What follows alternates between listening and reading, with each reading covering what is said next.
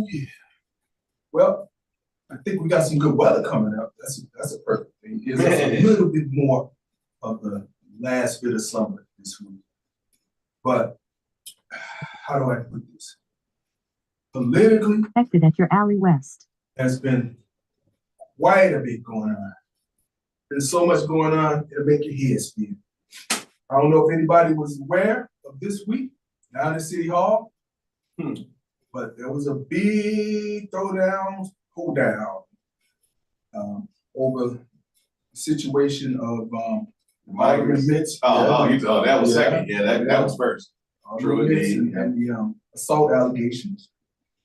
And it ended up turning into kumbaya moment. Everybody turned the other cheek. Somebody should have got spanked on one of them cheeks. But all's well as ends well, I guess. Because Alderman accepted the apology and gave the young man a hug and took it that route. Also, there was a motion on the floor to have him sanctioned. The alderman of the 35th Ward. Right. Alderman Carlos Rosa. Have him sanctioned. And it was a split vote, 24-24. I guess 2 aldermen didn't show up that day. And the vote was up to the mayor. Actually, no, hold on, let me see. It was only 1 alderman didn't show up. It was 26, it was 25-24, but then they had to go back and do Rob Rules of Order, and he couldn't vote on a vote pertaining to him. So when they rescinded his vote, it became 24-24. Right. That's what it was. Right. Who cast the deciding vote? The mayor. The mayor did. Jeanette Taylor was the one that didn't show up that day. She was the only one missing that day. That's what I heard. But it was a drag down, kick down day. I was down there early in the morning, about 9 o'clock. They had already stopped people from coming in and out. And at that time, I ran into P. Ray, I ran into Jermaine, and I ran into Dwayne Trust. And it was a weird setup because P. Ray was down there with a Trump sign in her hand. She marching around the middle of City Hall, Trump 2024. I'm like, wow, okay. You're in the middle of this hallway with this sign. I didn't know you could politic in the middle of the City Hall, but yes, you can. And I approached her and I said, what you doing?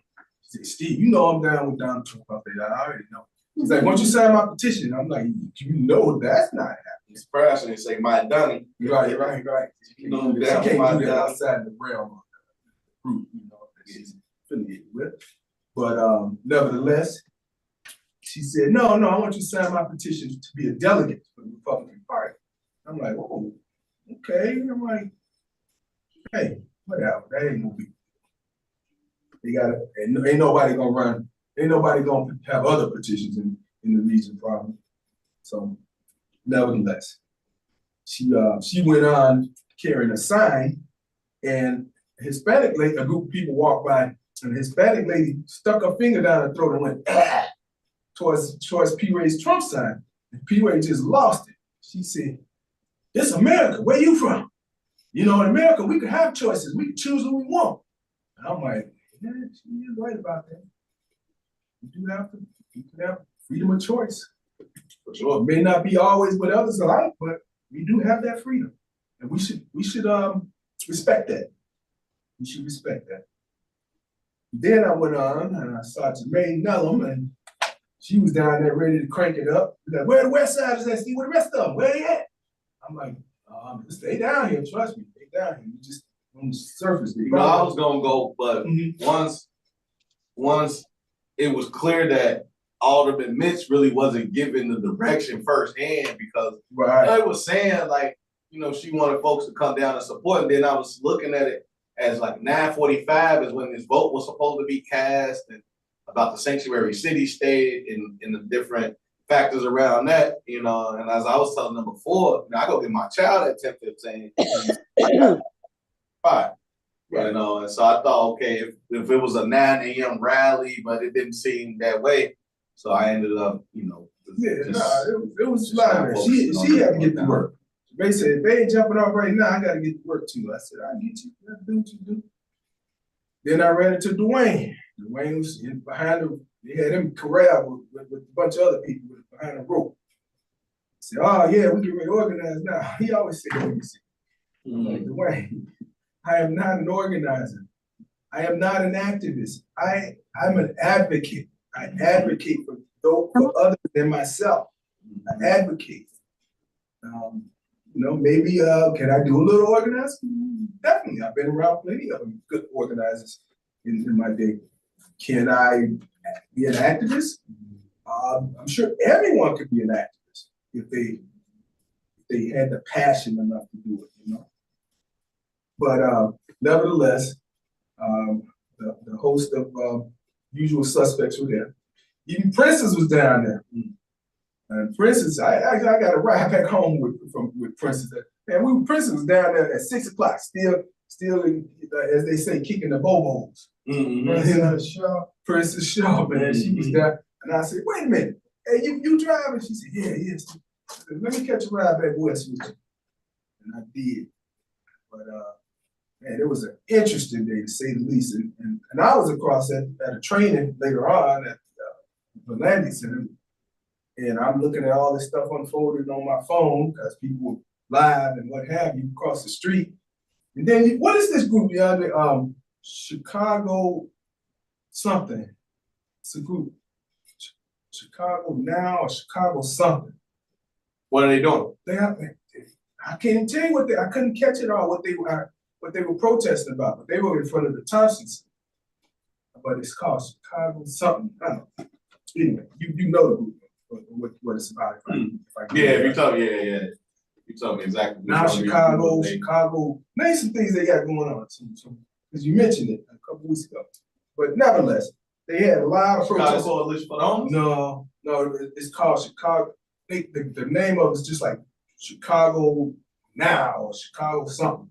And it's got to do with, it ain't got to do with jobs. It's got to do with, I don't know what they trying to put forth in front of the mayor. But not bike lines, not the bike lines. No, it's not that. But it'll come to me. Okay. So they were down there. I saw the mayor's detail outside, watching everybody. And I'm like, why are they watching outside? They should probably be inside. But hey, I guess they had it locked down.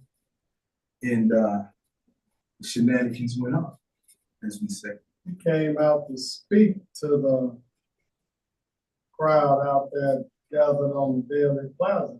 You did? Okay.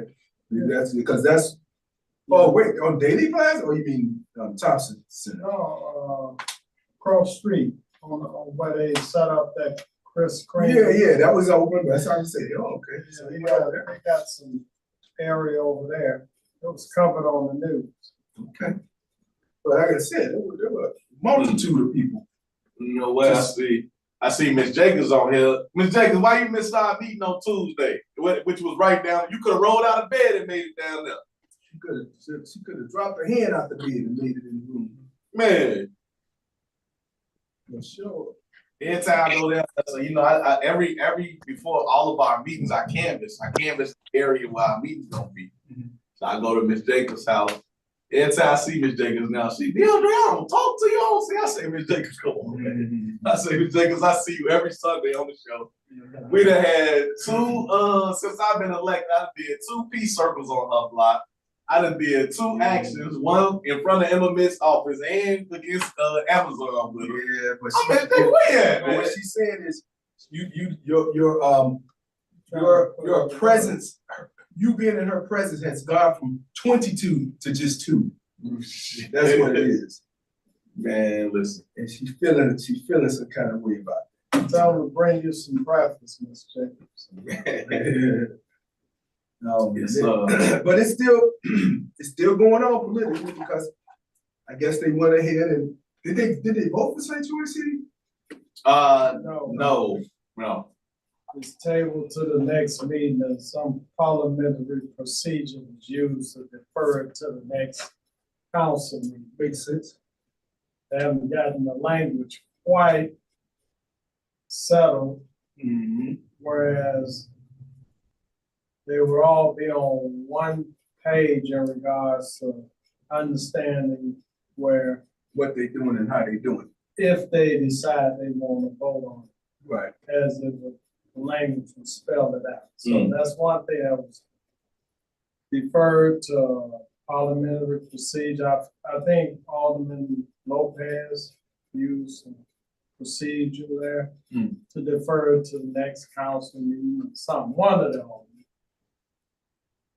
They did pass the 1% transaction.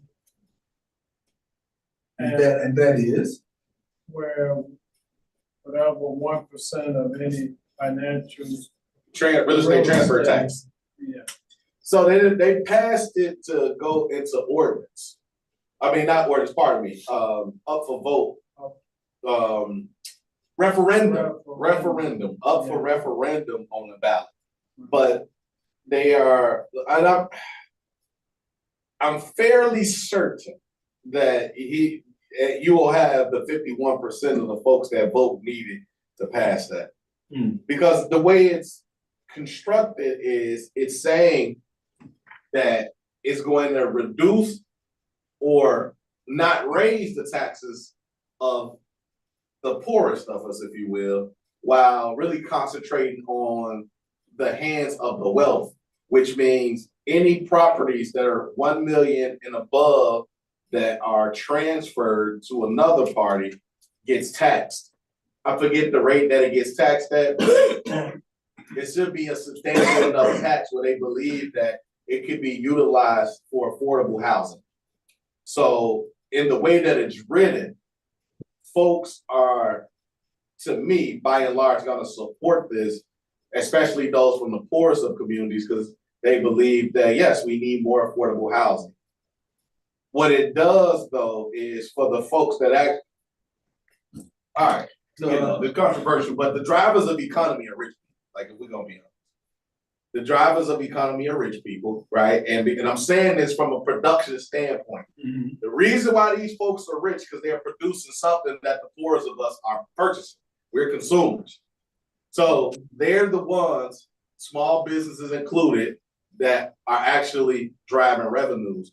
And when you force these folks to be the ones that have to pay a larger number of taxes, you can upset them. You know what I mean? Upset the apple cart. Huh? Yeah, and I'm actually interested too in how that actually affects businesses, because the majority of these $1 million plus properties will be in the hands of businesses. Right. You know, so to that point, another thing that was actually passed is now a 10-day PTO mandatory. All businesses that operate in the city of Chicago has to give people 10 days off. And there is no, you don't need a technical reason to take these days off, which is, again, you know, that's a win for the progressive agenda, you know, that the mayor came in on. There's also at some point going to be a head tax, a corporate head tax. So if you have a certain number of employees, let's just say, and this is a hypothetical number, so I'm not exactly fairly certain how many you need, but if you got greater than 50 employees, you're gonna get taxed for 51 on up. You know, and again, so some of these things, starting first with this real estate transfer tax, could really be a heavy burden on business. But again, and I say this, you know, controversially, that it is the people that are the creators of business, the producers, that are the drivers of the economy. It ain't the folks that are spending their money, you know, granted, in the grand scheme of things, what we call GDP, consumer spending amounts to how monies are flowing in this country, but it is the producers that have their hands on the largest percentage of the wealth. So it's gonna be real interesting. You know, like I said, and I'll say it again, I support Brandon Johnson. I really do. I want to see what these progressive ideas turn out to be. You know, and I'm gonna ride the experiment all the way to the end, and you know, I'm gonna go down with the ship if it go down, man. But so you think it's really an experiment? Oh yeah, this is an experiment. Hell yeah, hell yeah, this is an experiment. That's exactly what this is. Testing the waters. Man, listen, I mean, because again, you're pushing the dynamics of Chicago in a way it has never been. Now, the issue that we currently have is the violence that comes along with it. You know, the more progressive this state has become in terms of lessening the laws and, you know, trying to focus in on developing economy, if you will, the more crime has risen.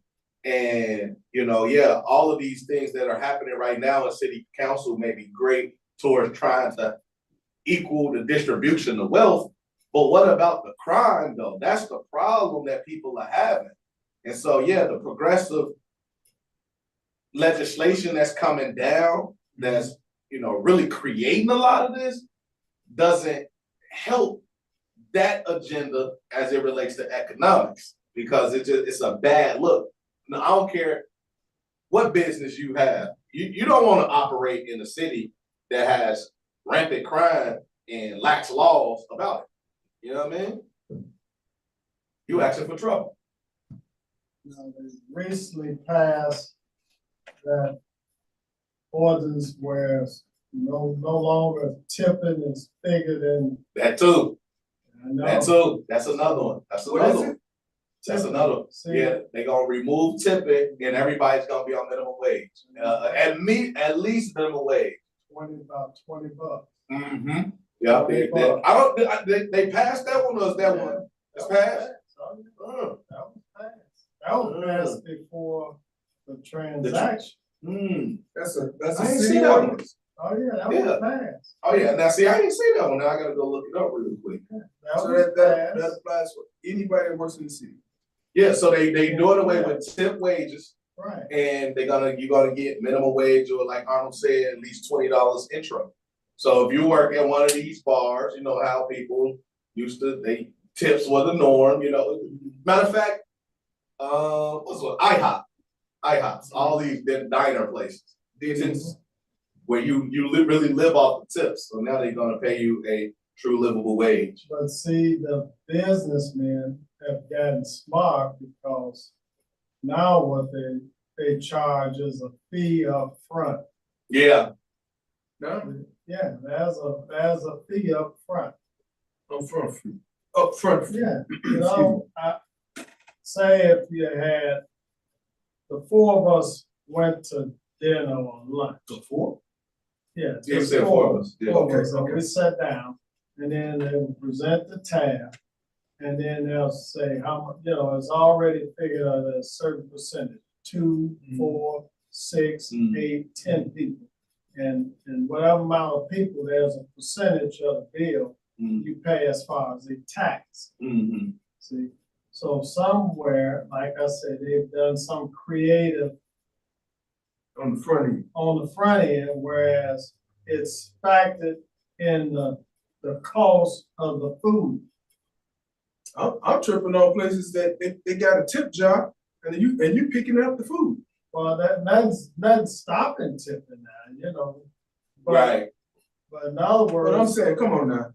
You order the food, you standing up. You don't even sit down and have it given to you. And they got a tip jar. My niece works. She worked Oak Park, Chicago. She's currently working right now on the north side. They end up making more money on tips because they have regular clientele that comes in there and looks forward to that service they're providing along with the good food. So the businessman is able to offset that expense for that labor, because he's knowing if she wasn't working there, be exposed to that environment, she couldn't make that money. So certainly she's looking forward to providing some excellent service, but it's not so much per hour she will be paid. Right. See? What's the base pay for waitresses and waiters these days? I'm looking at right now. So it says wages for tip workers will rise 8% on July 1 and continue to rise annually until meeting the city's full minimum wage in 2028, whatever that is. It says Chicago's minimum wage for most workers is $15.80 an hour. But tip workers like restaurant servers really have a base pay that can range anywhere from $9 an hour to $9.48 for larger ones, and that is bolstered by the tips that they get. So what it was called the ordinance One Fair Wage, which was introduced in October, actually. So like you said, it was about only a month ago. So now that it was passed, a little less than a month ago, it was passed, and a little bit more. But anyway, Chicago will be getting rid of tip workers, and everybody will be working whatever the minimum wage is in 2028. That's what everybody will meet. Everyone knows. Yeah, I would like to say something. Tony, you got something to say? Speaking of I ate at Olive Garden, me and my wife, and they have a little thing where you check out at, and then it has the different tips you can give, and so you got to tip before you pay your use your credit card. Now you could just say no tip, but they got it set up so that you be put in an awkward position and you got to tip something. And the same way at Pancake House, I ate over there last week or so, and they bring you your ticket, and they have on there about the different kind of tips that you want to give. So it kind of puts you on the spot, to tip or be cheap. Yeah. And I also like to ask about down at City Hall, what did they do about mental health? Did they say that they were going to put a referendum on the March 17th ballot about having mental health centers? Well, that's treatment, not trauma. So treatment, not trauma is an ordinance that they're working on to get passed. I'm fairly certain that's going to get passed. To be honest, everybody actually supports that. What that does is reopen some of the mental health facilities that was closed during Rom's tenure. It also provides for mental health care professionals or mental health professionals to aid police calls that are mental health in nature. And then it also provides, I want to say, 2 city-owned mental health agencies will be created, or organizations, if you will be created. And there will also be more money allocated for the existing mental health facilities. So that is just some of the things that Treatment Not Trauma is supposed to do, and that's gonna get passed. That's gonna get passed. Under the police budget. Under the police budget? Wow. Okay, so there you go. They're gonna give. They defunding the police for real, huh? No, Yeah. no. Reallocate. There's more reallocation, but now there will be employment For civilians. for civilians. Now, go ahead, sorry, Art, go ahead. Now, what I did here is police will be dispatched only if it feels the situation or environment they're going into would need the assistance of police. Mm-hmm. Not good.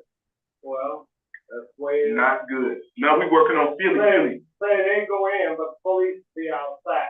So Right. The police won't go in. Right.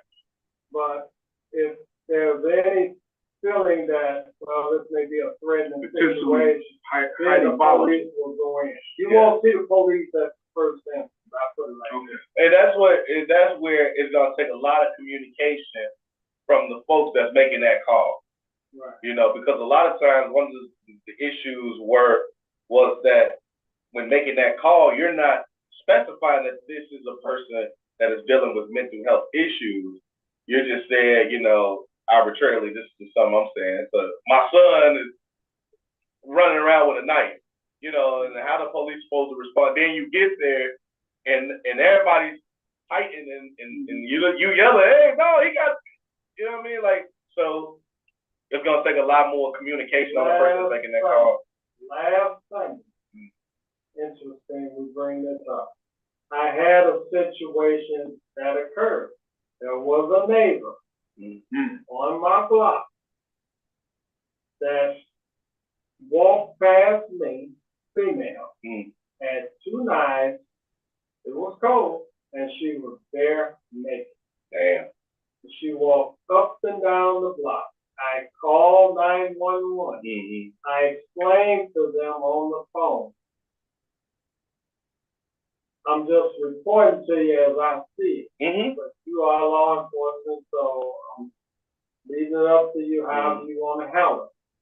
Now, I did say to them, she had 2 knives. Knives, whatever, those are considered weapons. Yeah, absolutely. So at any time, they could have, you know, created a situation that none of us would have felt good about. I mean, but just the thought of what we're just saying in this discussion, it was a mental situation that occurred. But it happened last night. That's why I didn't say nothing. Blood came up. Man, I had to feel just today.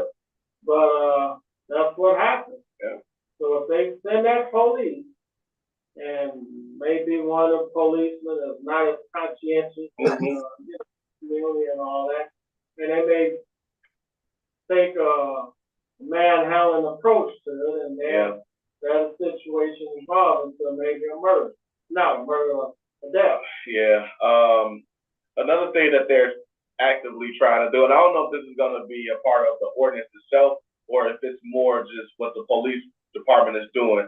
They are getting all of their officers CIT, which is crisis intervention trained, so that they could spot these issues. I think another thing that we can do as community to be a little bit more proactive is become mental health first aid trained and understand, at least from a first responder's perspective, what somebody that's going through a traumatic episode might look like, or actions that they result to, so that when we are making these calls, that we're as well informed as possible, you know, because this thing is it's only going to get worse as these generations go on and on. Mental health is becoming quite the crisis, seriously, like, you know, and don't, you know, add the drugs in and everything that people are doing nowadays, so it's real.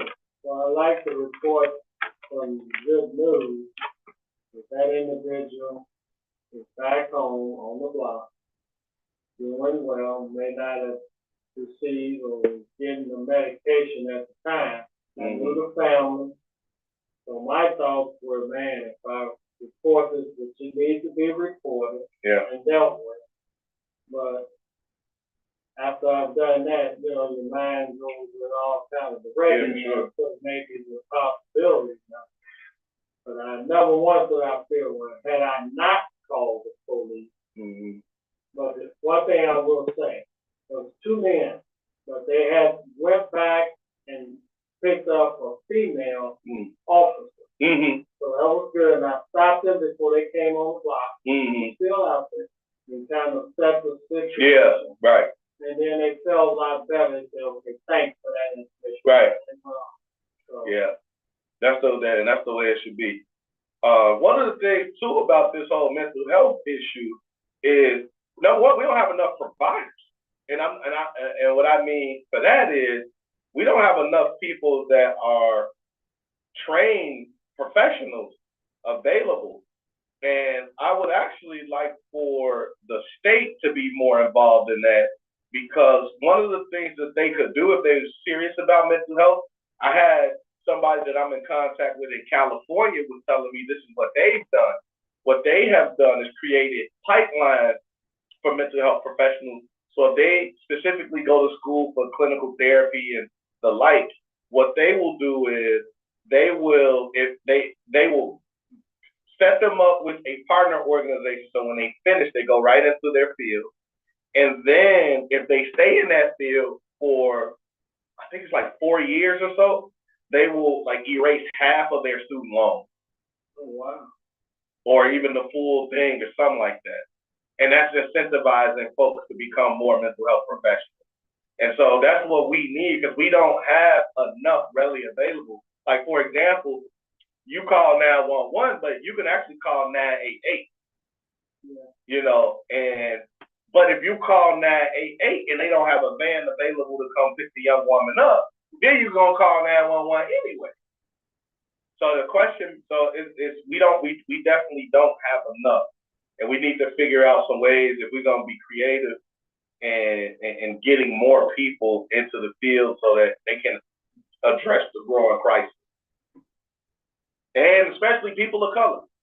Especially people of color need to be in it, because there are plenty. Like even when my daughter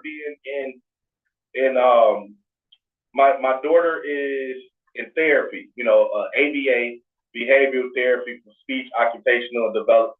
Well, speech and occupational and ABA, and everybody there, they're white. They all white. Now that's not to take away from what they helped provide my baby, because she's had exponential growth since she started. But, as we know, it's always a difference in education when it's culturally relevant, when somebody can actually understand the background of the people that they're in front of. And so, yeah, we definitely do not have enough people of color at all trying to go and be in that field. That's one of the reasons my niece, she at UIC. And she want to go and she's going to become a therapist. That's what she in there for, you know what I'm saying? And she want to take a minor in art, so she can like really start getting into the art therapy space and stuff like that. So that's good. And hopefully I'll be able to talk to folks to get that done for her. So she already on a scholarship, but it would be great if she makes sure that she don't come out with nothing, as a mental health professional. So. Yeah, we definitely need a lot like that. No, for sure. Anyone have any topic in mind they would like to talk about or discuss?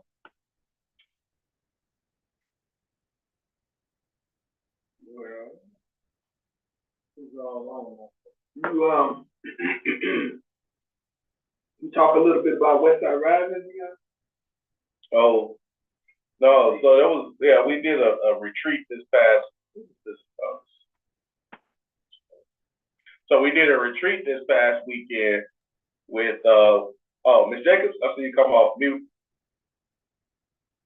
Okay, can you hear me now? Yeah. Okay. No, I was calling about a neighbor needs a furnace, and she called all different places. They tell her to leave her name and phone number and whatever. So she went to Lahey one day, and she filled out for her light and gas, but they said that they have to go through the process to see if she qualified for a furnace. And my thing is, why do we have to go through all these loopholes and all of this in order to get help? And these other people can come and just get help right away. And she's struggling, and it's cold. Where'd she go for her light? Did she go see Juanita Rudis? I think she went up here on North Avenue, she said, and she went through that. That was her first mistake. She was supposed to go see Juanita Rudis. Mm-hmm. Who's doing that on North Avenue? Is that the same organization, right? 5300 North Avenue. I don't know who that is. I'm not sure who that is. But yeah, you should go over to the staff location. Yeah. Where is that? Where is that? Senior Satellite Center, 5071 West Congress Park. Right. Okay. 5071 West Congress Park. Okay, I'll tell her tomorrow because she been calling 311 and she was called up to the alderman's office. She went up there and they was closed, and so just going on. That number I gave you didn't take her to senior satellite? Obviously not, huh? No, because she been calling different numbers and they just take her name and her number, her phone number. Well, there's been a lot of changes. See, this is what I'm saying. Okay, but see, this is what I'm saying. You know, you call one number, 311, and you call this number, they take your name and your phone number. But what I'm trying to say is, where is the direct source? We have to go through so much. Even another young lady, a couple or whatever, she's on this program. She's looking for an apartment, but nobody can give her information about where she might can find an apartment. Good luck with that one. That's the tough. No, the senior satellite, I thought that was the number I gave you to go over to the satellite. That's what we would defer and refer everybody to. Okay. Yeah, we're saying, Zach, that the contract to Miss Rudis and Wanda and whoever else over there is coming from Catholic Charities. Mm-hmm. Catholic Charities is actually the driving force that is contracted or subcontracted for those provide those services for them. And okay, so, I'll tell her to go over tomorrow. Yeah, just go over there, regardless on who is, who ain't, and then they'll get some direction. Right, and they'll fast track her. They know what time of season this is. You got to make things happen. But right. But if you can ask her, a lot of this is income information they will certainly look forward to obtaining. And bills, you know, ask her if she have rent receipts or utility bills, you know, and then obviously what income, if anything, statement or something indicating how much or less she is receiving one way or the other. Is this a senior person too? Yeah. Oh, so this is a senior? Well, seniors, yes, they get preferential treatment because of age. No, I was just saying with Ms. Jacobs, is this a senior person? Yeah, Ms. Jacobs, she asked me, is this? Yes, Yeah. yes, you're senior. Oh, okay. Yeah. But I do know of younger individuals, however their situation is, that they do receive some help.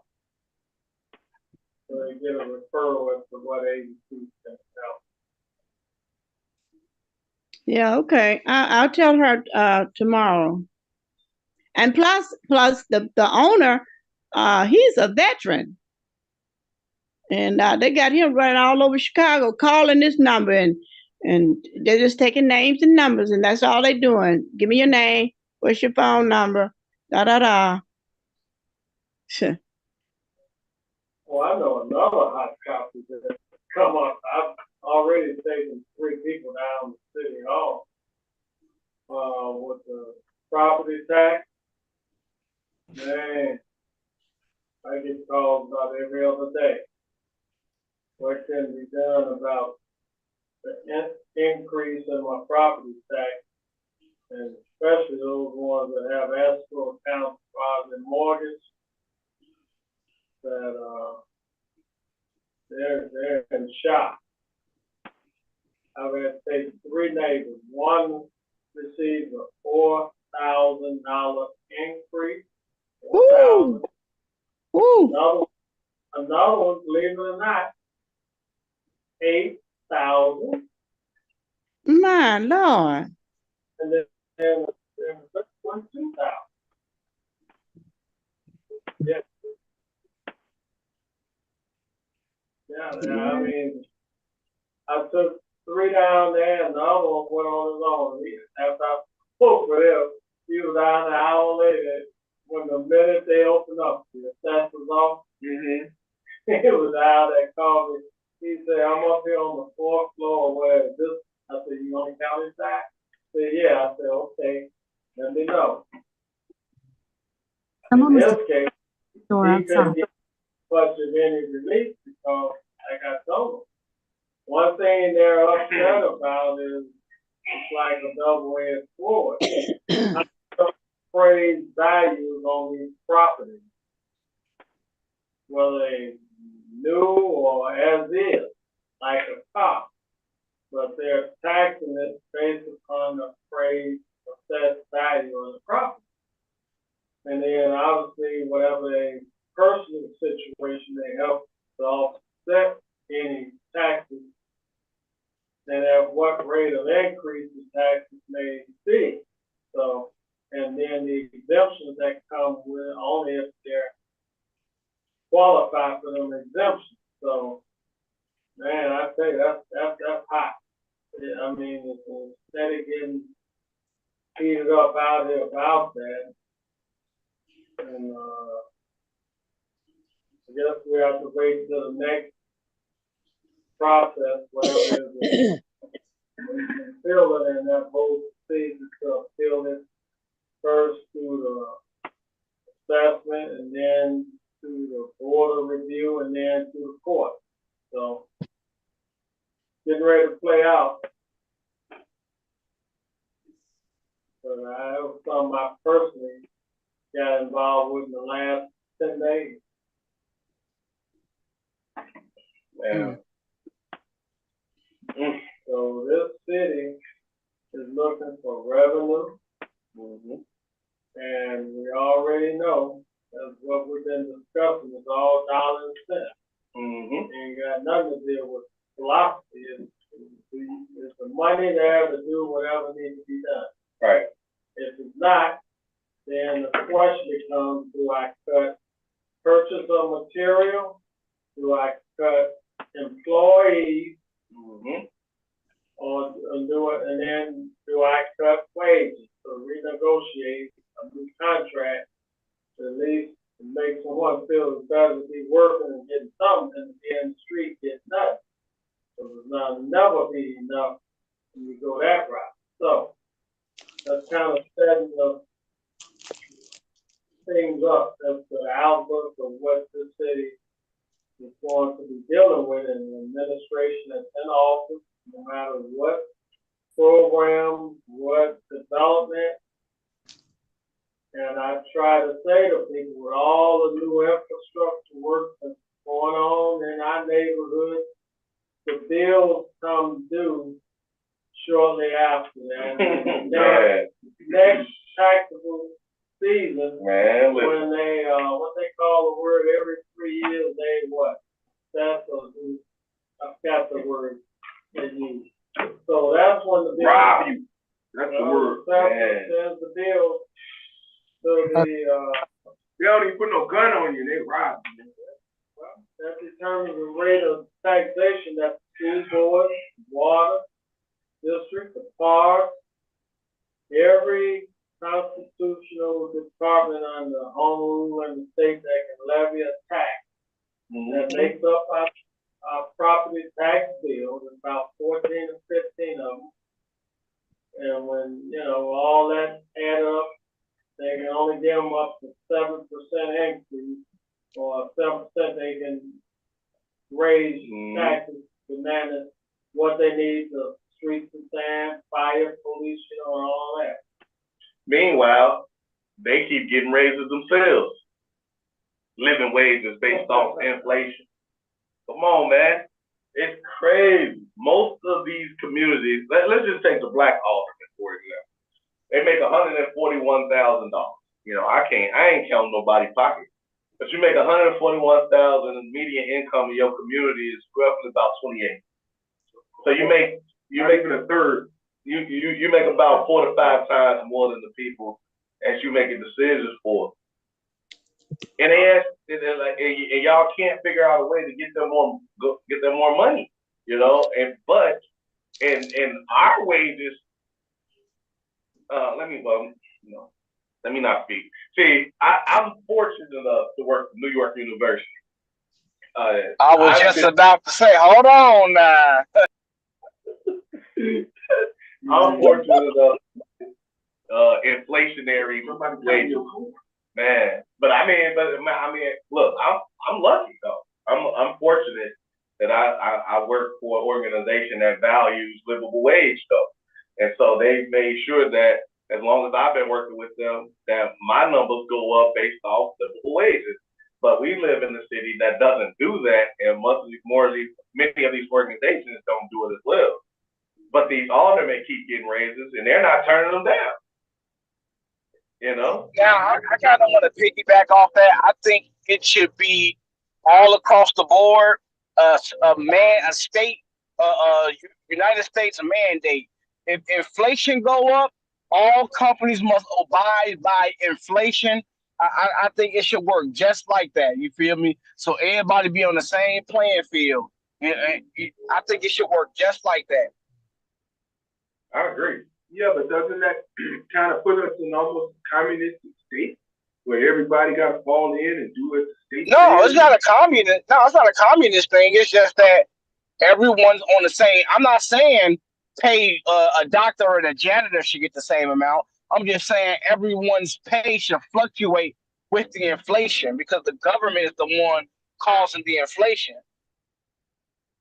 And also, we want to speak on communism. A library is a communist. Free lunch is communism.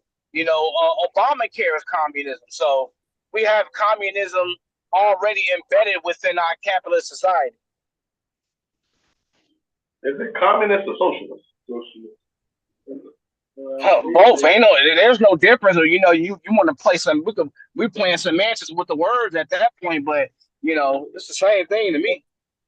What's the word you using, Mothang? You said communist, right?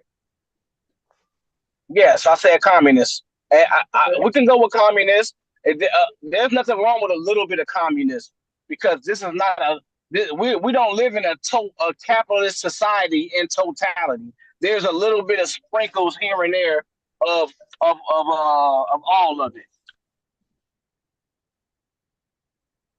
Well, the consumer price index determines the amount of inflation that's currently figured on goods and services as far as the gross domestic product. So now, if I'm hearing you right or hearing us right, no matter what salary they start you off at, as it usually come out in September of every year, what the consumer price index is. Last year, everybody received a tremendous increase in their retirement or any retirement money. And it varied between 8.7, 11, and up. I mean, I was fortunate, railroad pension, I had 11.2% increase. Now this year, it's looked at around 3.7 because inflation went down. That's the purchase of any goods and services or in that regard.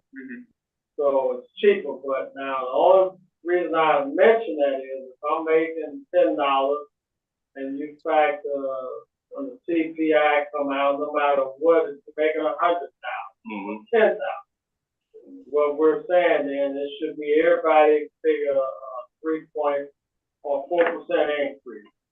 So the higher, the more money you make, then certainly that 4% will be on 100,000 versus $10. So there's a base, whatever the government or whoever figure that's the rate of increase, everyone should receive on whatever annual income they have. Yeah, I think so. I think everybody needs a rate of increase based off, the inflation.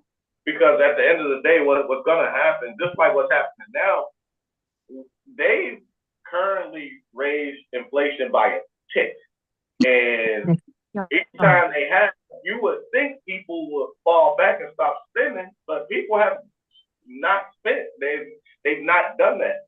And even the Fed, they're like, wait, this is unprecedented. We definitely didn't foresee this. So, at some point, we're just going to be stuck where we are, and that's just going to become the new normal. And they're not going to go back to change the inflationary rate. Why go down if people are comfortable buying $4 eggs? Because that's just the nature of the business. Right. Yeah, but if you need food, you have to go buy food. And so that's the thing. Like, I don't think people going out here spending balling on trivial things. I think people are really spending money on groceries. I like while y'all was talking, I was at Aldi's and just spent 100 at groceries. So because I need groceries. So it's like, you have to spend money. And it's like, I'm not going out buying, any electronics or things that doesn't, help me survive. I'm buying actual food. I'm buying gas. You know what I'm saying?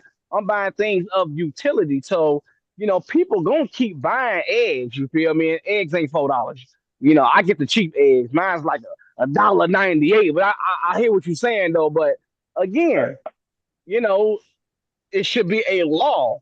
If inflation goes up, every company should abide by the inflation. So therefore, it's not on us, the people.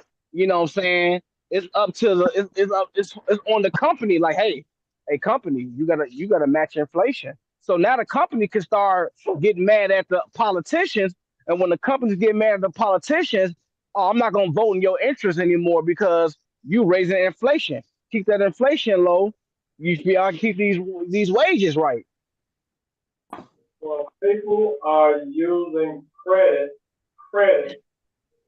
to drive the economy. Because in your case, you just spoke of, if you took $100 out of your pocket and paid for those groceries versus taking a credit card out and paid, think of it, on that credit card, you're paying 20% or more interest. So you're paying a double tax on something that if you went on and paid it with cash, what you done with. So in other words, that's what people are doing. They're paying by credit. And as a result, with the Fed steady raising interest rates, then they're hoping to cut off that pipeline on using these credit cards. But then reality sets in. I cannot afford it. And that would cut the demand. See, there's the demand. That's that credit power kicking in, DeAndre. Pay now and buy now, pay later. And see, people are not actually seeing it and feeling it because it's easy to slide your card in there and tap it, and then you done. Oh, I got me some hot wings or some onion rings or some Wiley's or some barbecue. But when that bill comes due at the end of the month, you look on there and see the interest, good Lord, tax on truck using a card versus paying outright for it. That's when it hits home. I will say one of the things too that has come from this, and I don't know how long these services have been up, but they have new stuff like Klarna and Afterpay, and these are sites like the sites to go, and you can break up your payments into like 4 payments. So you could pay, and some of them are like bi-weekly, some are monthly. But you can do that with credit card anyway, kids. Nah, but this helps to save us. So in Arnold's case, right, he's saying like, if you were to take your debit card, for example, I could buy whatever my thing that's gonna cost me right now, that's $100. I could use this Afterpay or this Klarna, and I could do it over 4 payments in 6 weeks or 8 weeks or whatever. There's no interest. Right, at no interest, right, unless I miss my payments, now I got the interest tax on. So that's one of the things. I don't know again how long these been around, but this is. But see, the thing is with Klarna, see, this is how Klarna gets you. They do that because they know, like, okay, cool. If you're gonna buy something on Klarna for $100 and they break it up in 4 payments, they know that you're likely to buy something else that you would have never bought because you're paying it off in 4 payments. So that's how they get you to actually spend more money. Feel me? Like if you knew what you was buying for $100 and you knew you couldn't break it up in 4 payments, you would have just bought that one item. But since you breaking it down in 4 payments, you're likely to buy something else. They're likely to buy something else, and then when you don't pay it, they hit you with the real high interest rates if you don't pay it. But see, that's the thing about Klarna, how they get you to spend more money than you wouldn't have spent. So what you said is the pimping is real. Oh, the pimping is really real. You're not getting over on Klarna. That's why they had you do that, because they know you're gonna buy something else. So that's why another reason inflation going up, because of these buy now, pay later type things, where they get you to, oh, okay, cool, I'm gonna go buy 3-4 items. Now you paying $100 a month for 4 items. You feel me? And over time, you done pay $400. You feel me? When you know, so that's how they get you. I think that's a good point. One thing, I'm not sure how it fits into the discussion, but buying local, it seems like something that is important. To the extent that the community can take action as a community would be helpful. We're talking here about stuff that you go to the local grocery store, you get your electronic devices locally. Steve, you've taught classes so that teach people how to buy a home, even people who they might not think they have a chance to buy a home. But I think that's important to be part of the outlook. It's not just about the individual, but it's also about the community as a whole, and how the community as a whole can. Yeah, we tried that with the fresh market. What was it called, DeAndre? With 40 acres. 40 acres. That's about 40 acres fresh market, right? Yeah, but it didn't kick off. So it's being built right now, though. Chicago Avenue and Waller. Her store is coming. We have a black-owned grocery store coming, which Steve is talking about. I will talk about that to this point, though. So to Steve's point, we got 40 acres fresh market. They were doing what are those they doing on Oak Park? The pop-ups, the farmers market. They were doing pop-up farmers market. And, they getting out in the community, telling folks about it, and they getting, menial numbers, to be honest. They're not drawing people. They're out there every Thursday from 1 to 6, maybe noon to 6, noon to 7 in the summer. They're not really drawing people. I had a person that was there. She said, it was okay, but I went over to West Town, and she's like, the support that I'm getting there is unbelievable. She said, when I was doing the farmer's market here in the neighborhood, I went home. She's like, I went home and cried a lot of times because I'm in the red. She's like, I still got to pay my workers.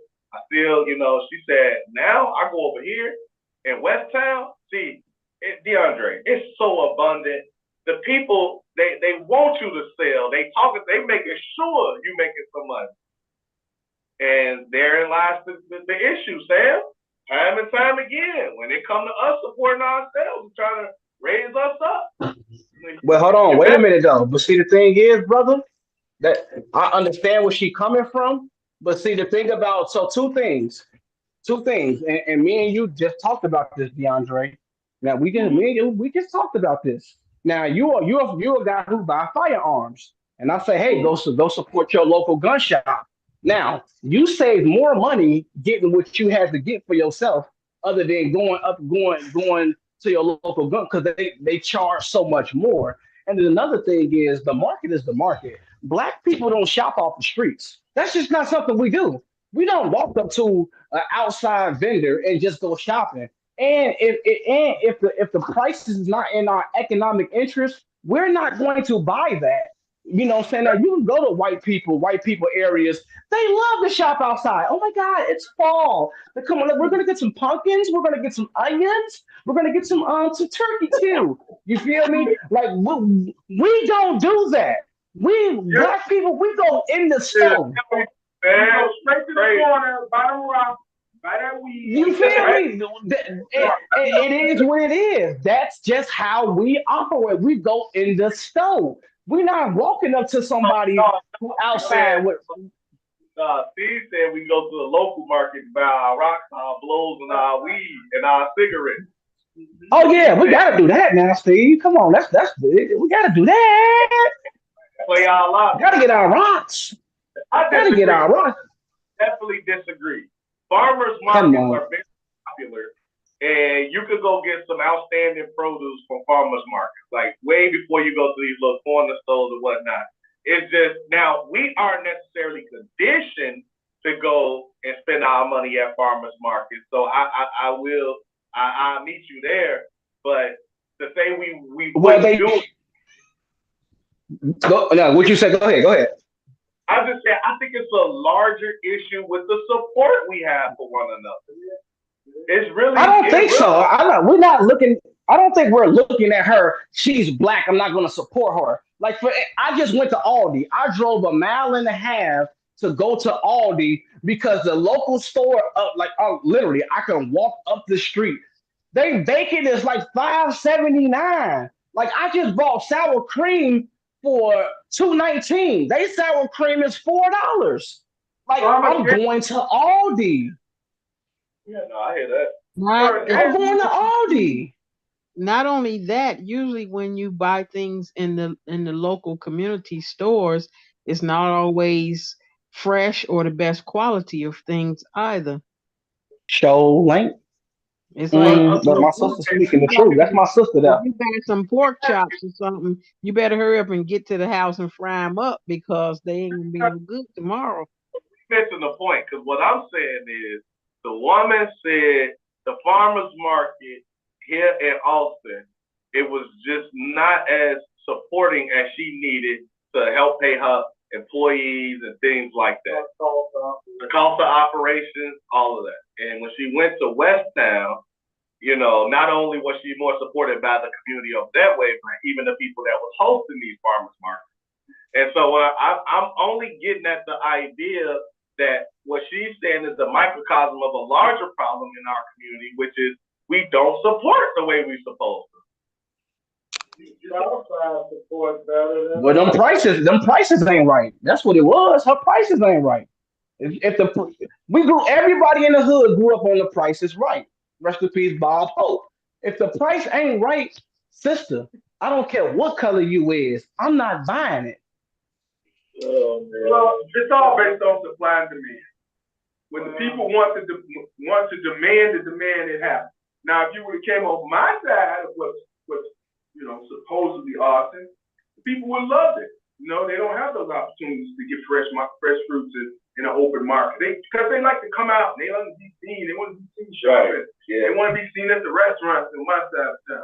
Talk about the Galewood, part of they like that kind of stuff. Yeah. So it's also about the services and Austin circumstances too. It ain't just good price, good product, but it's also about socialization.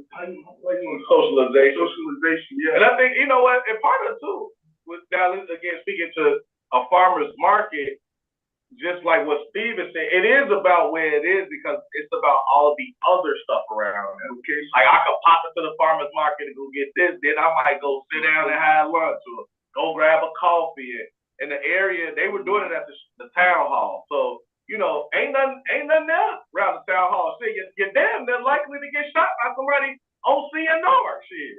Wow. There's also you talk about 40 acres. She is trying to make it possible to have home delivery, I understand, so people they don't have to go to the market, themselves. So there are different things that you can do to make it more, to increase your bottom line. It's a matter of wanting to and getting the word out, I guess. For a lot of the people who don't have cars in the community, and that's a number of them, that's one way to reach out to them, but you have to figure out how to do that, I guess. That's a good idea. That you definitely got to get that word out. And another example, for instance, I used to live on 5501 West Washington. You know, I did not go to. Only time I went to Leamington's is to get them smoked turkey tails. Cause they the only people who had it. But I'm not about to buy nothing else out of Leamington. They got old meat and they super expensive. They super expensive. And then another thing, we can't be just buying stuff from people because of their color. Like the fact that she thought we was gonna purchase her purchasing power based off color, that's racist. You know why? That's racist. You know why the cost is so high, right? It's based on what they call shrinkage, and the shrinkage comes from people going in there and stealing. No, I can't let you villainize my people like that, Steve. That ain't it. I know you sold some doggone turkey tails or something. Come on, buddy. That's coming to this. Black people don't steal. Oh, say ain't no reverse problem. But he is an opportunity.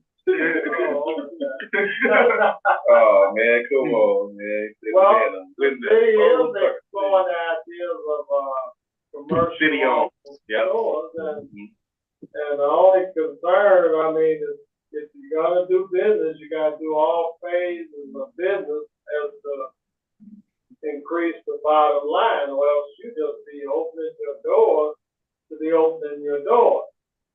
And like we just discussed, the lady with four acres? 40 acres, yeah. 40 acres. She'll have to have a home delivery, online, ordering, and then let's think about this. Let's think about this. If you want to have a fresh market, what else actually goes with that? What's the word I want to say? Not comfort. What do you call it when it makes it look better? What other stores? Complimentary. Yeah, complimentary. Yeah.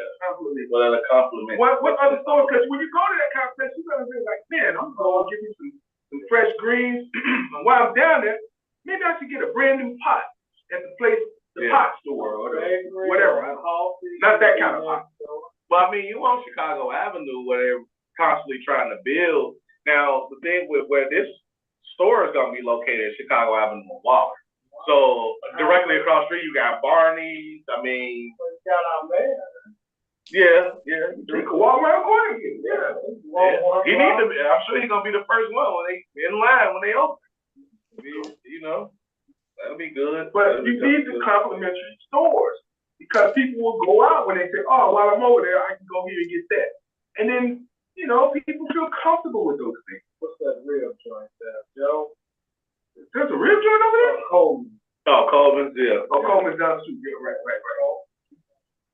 So, it's all about, like you say, now, you know this, every business under what the Leaders Network, not necessarily I say philosophy, but what they call the DEAR, Black Economic Empowerment Rally. Where they would pick a store and they'll go there and we all going there. Yeah.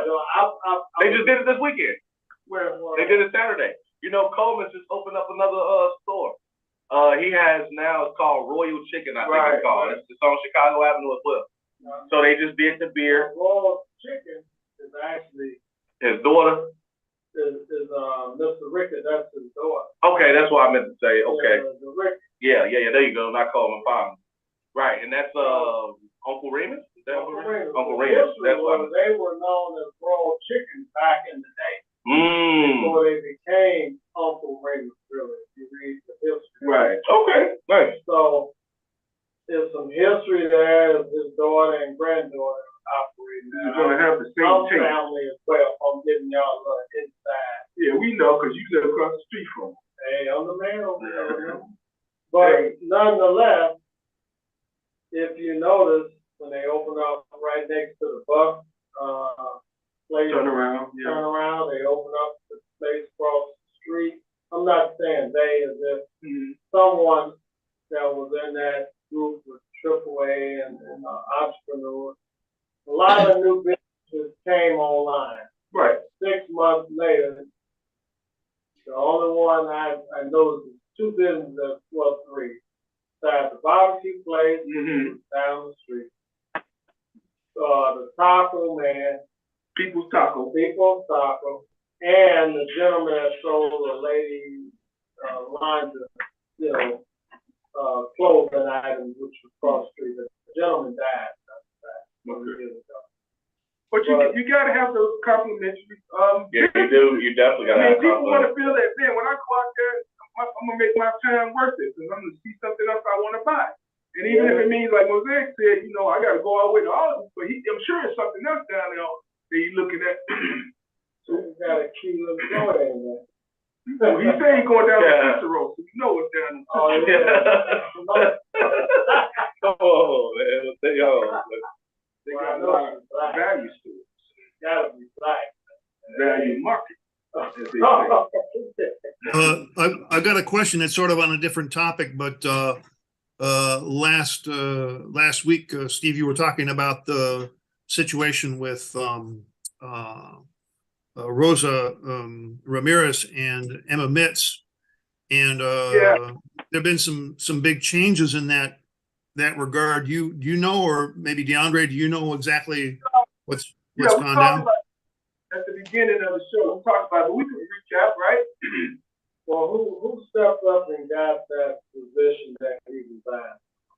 No, they haven't disclosed that yet. I saw some of the names mentioned. I was just wondering where that. Well, Yeah, no, they. what we had said earlier at the beginning of the show, I was telling everybody I went down in support of Alderman Mitch, and I ran into a few West Siders, Jermaine Nellam, P. Ray Easley, Dwayne Truss, and a couple others, Princess Shaw, and there were quite a few West Siders eventually there, but at the beginning they did not want anybody else to come in.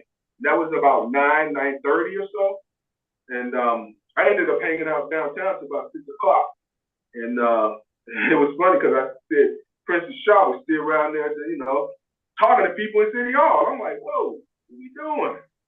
He was there way after 6 o'clock. So it went down as most of us know. It was a kumbaya moment.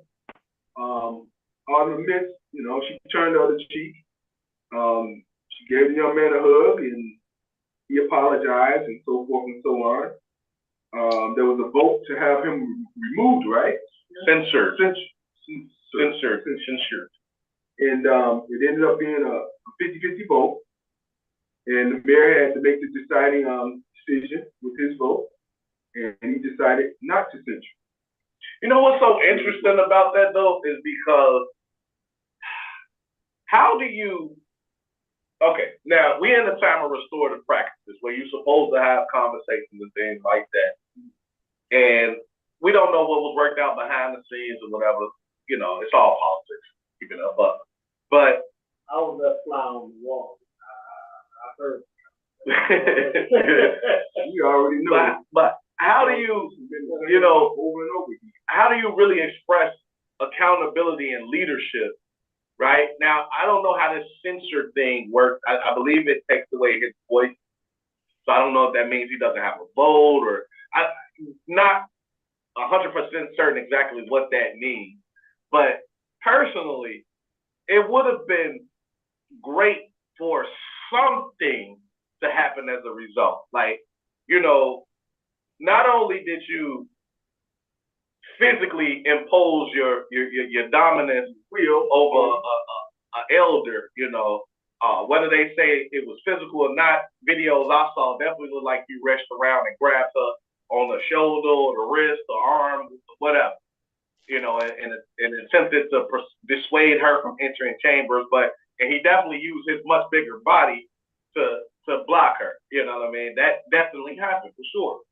But not only that, but you also tell, and your fellow colleagues went on record to say you went and told them, if you show up to this vote, nothing that you got in my particular committee gonna get out.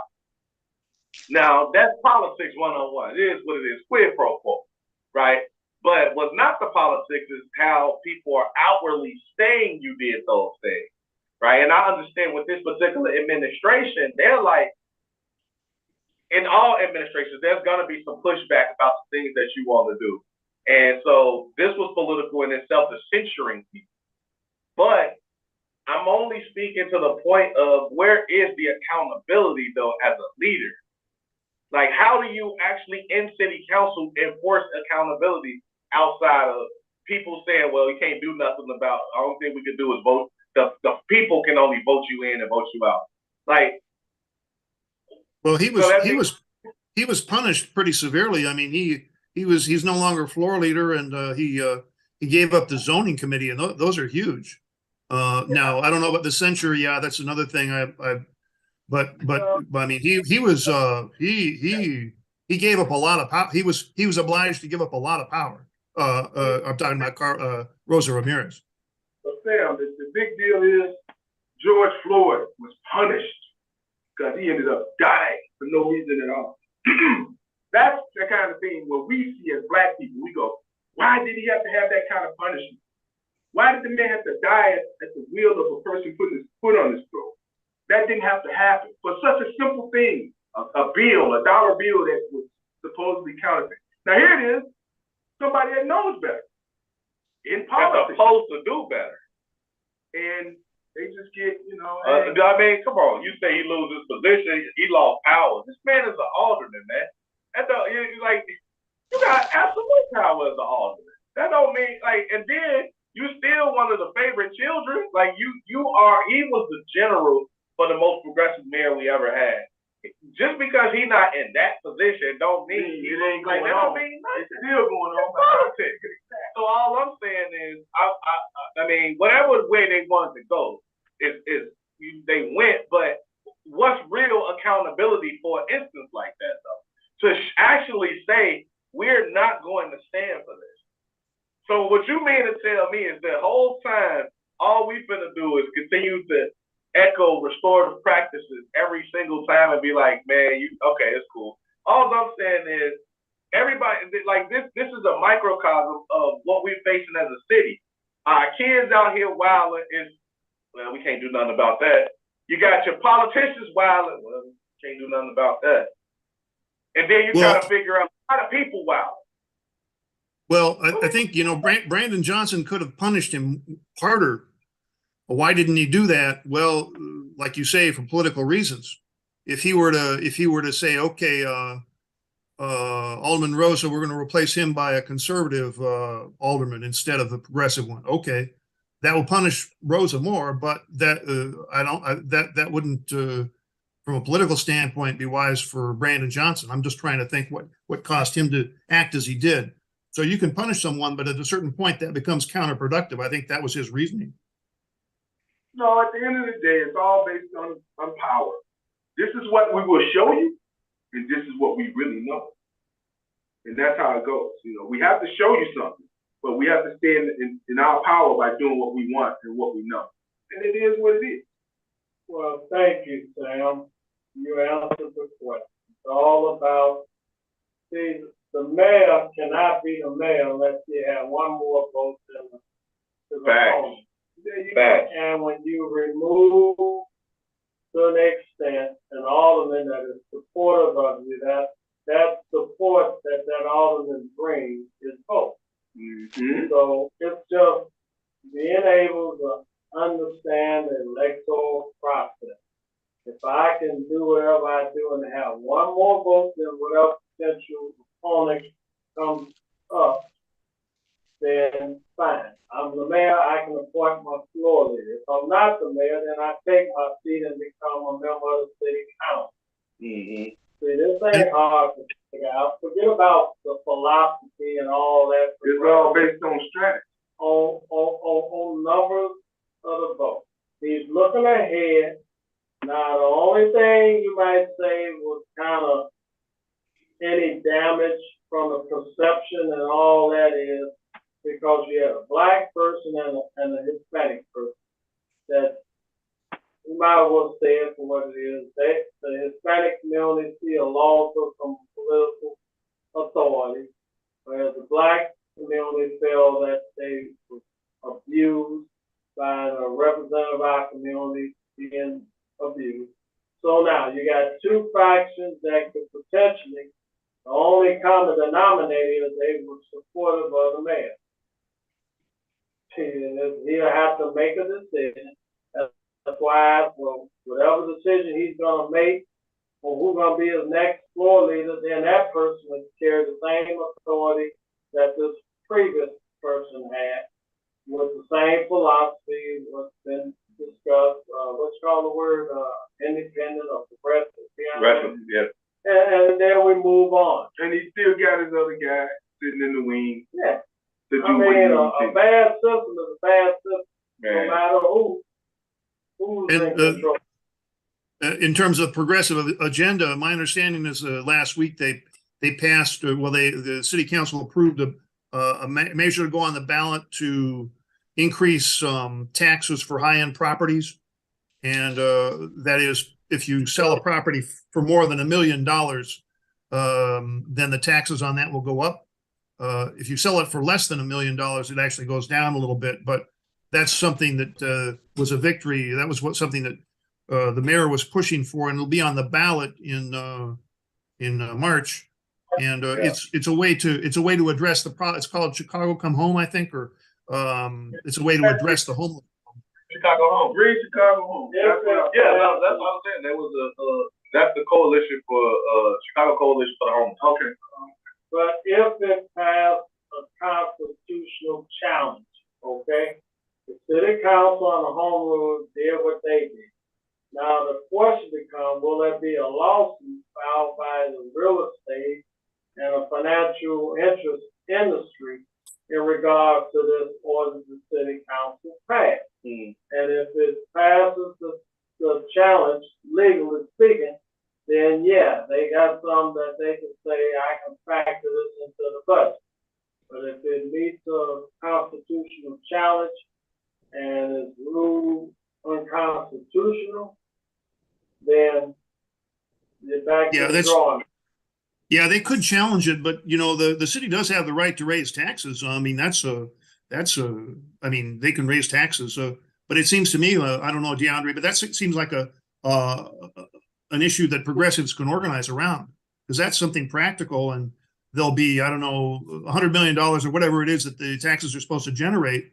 People ask, well, what can we do about homelessness? Well, that's something that a progressive could point to and say, well, here's something practical that's in route. You know, it's not a sure thing it'll pass on the ballot, but it's something to campaign around, and it's a way to talk about something specific that, you know, being a progressive is going to accomplish. You know, I'm guessing. I mean, I don't know what other people think about it, but it seems like there's potential there at any way to promote. And the lobbyist is going to be before every one of them all, letting them know that there's maybe $100,000 to be in your political war chest. On the real. If you don't support that. If you don't support that. See, that's a powerful incentive. So I know a lot of aldermen that represent our community, because again, they lack so many things politically, organizational wise, our structure. I mean, they're dependent upon rich individuals who knows really what their political philosophy is, other than being in charge. You call it whatever you want as far as party affiliation, but from that standpoint, there's Alderman Walter Burnett, who's probably got a war chest. But much beyond Alderman Walter Burnett, I don't know of any other black. Nope. See, and there lies the problem. Nope. That many of them don't even don't have an organization. People go door to door and all that on the street. The newspapers, the radios, whatever, however, that's their political organization. The internet. So there lies the problem. Nothing is a guarantee unless, like I say, if you have money, manpower, mobilization, then you can make it happen. You got a chance. I mean, even when I ran the first time, I had a coalition that was against the the inhumane treatment of animals approached me, and Alderman Mitts had supported an ordinance that was going the other way, and they asked me like, would I be willing to support, something that was against the inhumane treatment of animals? So absolutely. So in exchange for me supporting them, they went door to door for me. So what Arnold is saying is, for those seasoned vets, like, people come to them the same way. Contractors associations and whoever else. Okay, I know that y'all got such and such going on. If you stand opposed to that, we'll give you $100,000, or we'll send you manpower to go door to door. Right. What you need from us in order so we can secure your, and people that's rich do that all the time. That's why personally I said, it's better to be rich in politics so nobody can control you. But I would personally like to be one of them rich people. Like, if I don't really continue this whole idea in politics, I'd rather be rich so I can just have them do what I want them to do anyway. That's all y'all do, get the money. That's what black people keep falling short at. Put y'all little bag together and go tell these aldermen and other officials to do what you want them to do, because they are in place to take money from people to do what them people say do. It is because they not rich and they not doing what they supposed to do with their money. Who you talking about? The aldermen? Yeah, yeah. Yeah, but man, you can't tell them people what to do.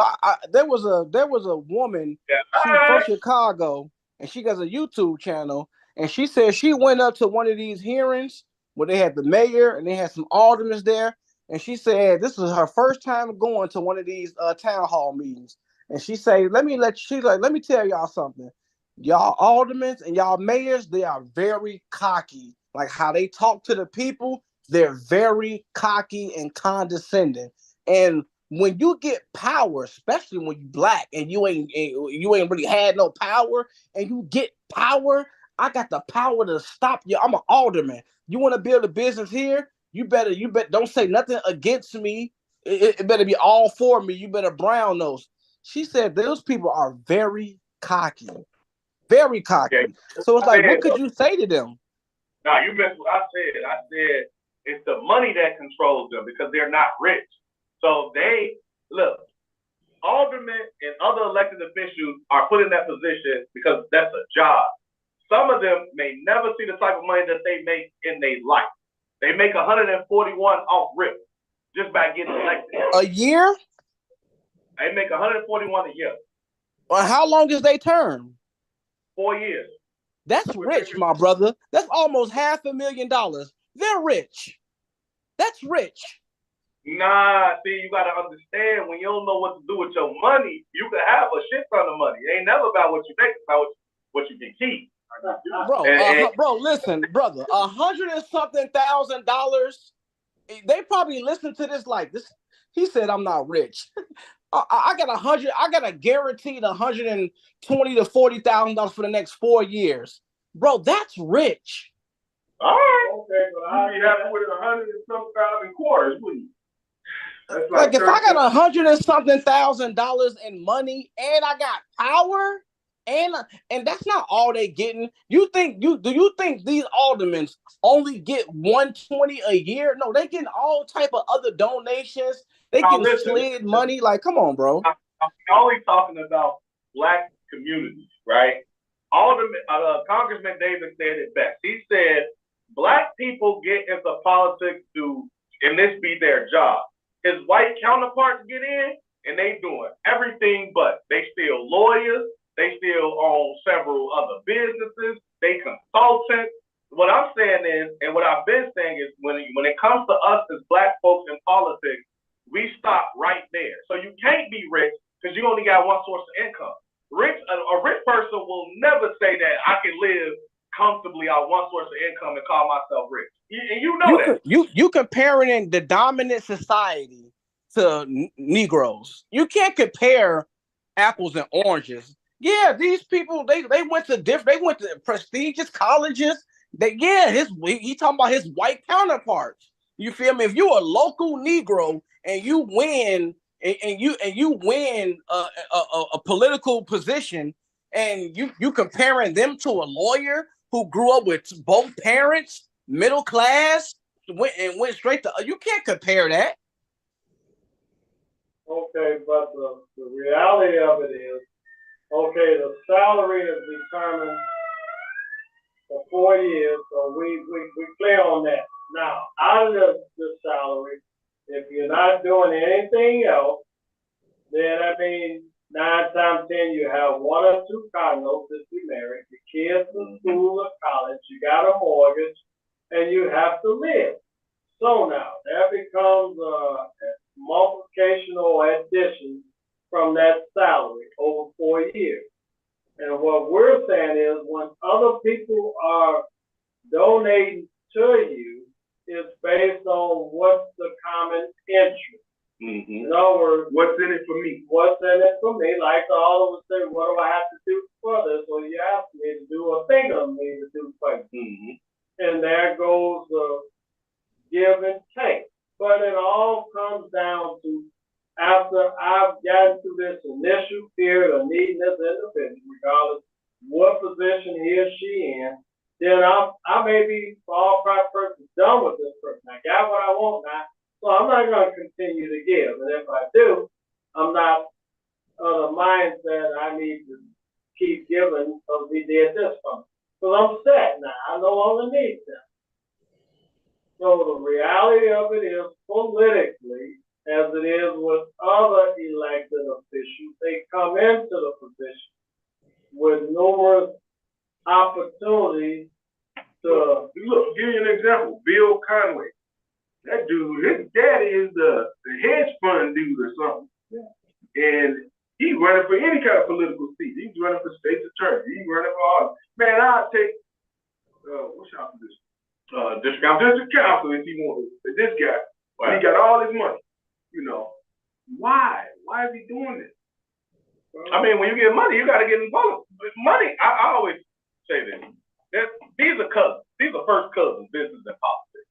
I mean, you go, depending on, it don't matter which way you go. Me personally, like I said, I grew up being a businessman. I wanted to get in politics, understand, because I want to be able to help with the community in whatever way. But I recognize that the connections I'm making in politics can ultimately help when it comes to doing business.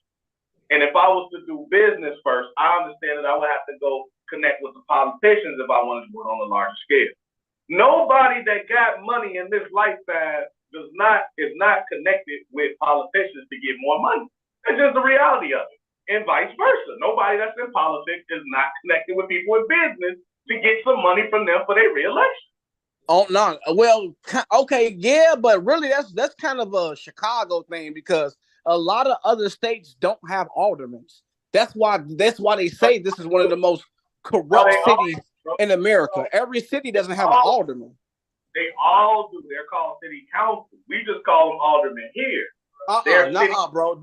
No, there's a difference, bro. There's a clear difference, bro. Trust me. No, bro, every single state has city council, man.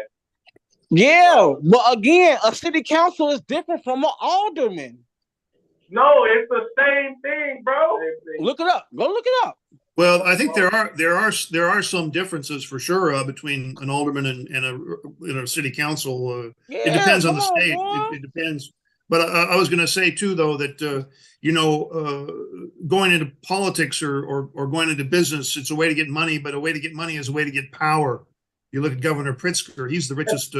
Well, he's already the richest man in Illinois, I think, or pretty close to it. Yeah, and but he wants to be. He wants to be. Got into politics. What's that? I said he came in with money. He had money before he even got into politics. That's right. So he's looking for power, more power. And I think a lot of people, when they get money, like Conway, he's already got a lot of money, and so he just wants power, I guess you could say. Or people use money not because they need to eat, but because they just want to influence others and use power. I mean, so in some ways they are interchangeable in some ways. I would like to ask. I had a quick question. It's kind of getting off the subject, but it made me think about this. My car got stolen from right in front of the house. The police recovered it because you know this thing they're stealing Hyundais and Kias, and I have a Hyundai. So anyway, it took me a while to get my car back. Got the anti-theft stuff on it and everything now. But the thing is, I didn't want to park it back in front of the house again because even though you got the stuff on there, people don't know that. They see it, bust your window out and whatever, you back going through some stuff coming out of pocket. Anyway, my brother had given me one of his cars to drive, you know, in the meantime. And so the people next door to me, their mom had a handicap.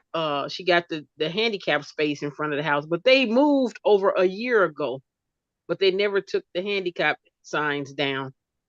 So from time to time, if there has not been a parking space when I come home from work in the evening, I've been parking there.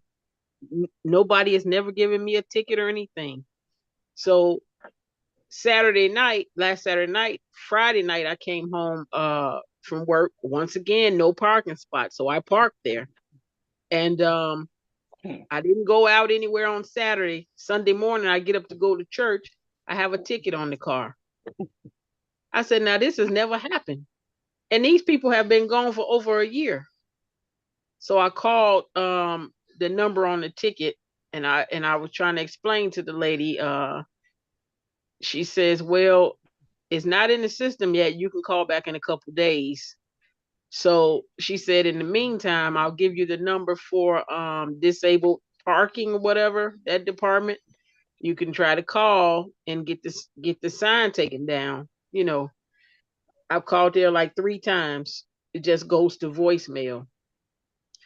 So my daughter was like, and I also asked to contest the ticket. They said that they would set up a appointment for me, a date for me for a hearing. So my daughter's like, no sense in even going through that, Mom, because even if you go for the hearing to try to contest it, they'll probably make you pay it anyway. I said, that's $250. And these people don't even live here. And I've been parking here when there's no parking spaces available and never got a ticket. So she was like, you was in Uncle B's car. I said, yeah. She said, sometime what they do, they run the license plate. And when they see, she said, he live in Frankfurt. That's why he slapped the ticket on there. Mm-hmm. Now, I'm asking, this is the kind of dirty pool that they play? No, because my mother, she was out of town. She has a handicap parking space, and my car is registered to her address. And I parked in her spot. I mean, I parked in her spot for about a year, off and on. Whenever she at work, whatever. Never got a ticket. One day out the blue, I got a ticket, and my car is registered to her house. So I don't think they're just looking at it like it's just one of them. It's just serendipity. It's just one of them days where it just hits you. That's what it is. It's not the.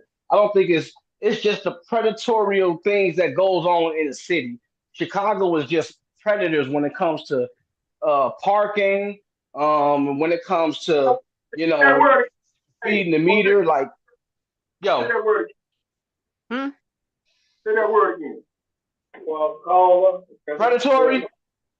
No, sorry, with an S. Oh, I forgot. I was spitting too hard.